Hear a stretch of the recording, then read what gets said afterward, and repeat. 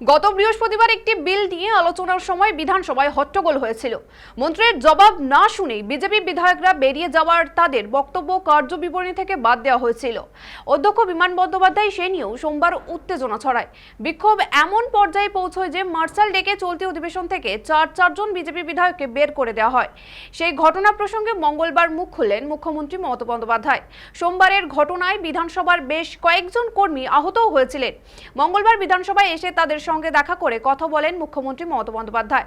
জানান, যারা আহত হয়েছেন তাদের জন্য তিনি ঈশ্বরের কাছে প্রার্থনা করবেন যাতে তারা তাড়াতাড়ি সুস্থ হয়ে ওঠেন। বিধানসভাতেও এই নিয়ে বক্তব্য রাখেন মুখ্যমন্ত্রী। বিধানসভার স্পিকারকে উদ্দেশ্য করে এমন মন্তব্য করেন মুখ্যমন্ত্রী। অগ্নিমিত্রা পল, মনোজ ওরাও, দীপক বর্মন, শঙ্কর ঘোষকে বিধানসভার পুরো অধিবেশনের জন্য সাসপেন্ড করে দেওয়া হয়েছে।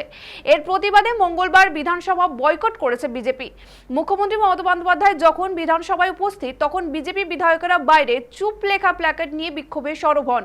তাদের অভিযোগ, বিরোধীদের কণ্ঠরোধ করা হচ্ছে। এসবের মাঝেই মুখ খুললেন মুখ্যমন্ত্রী।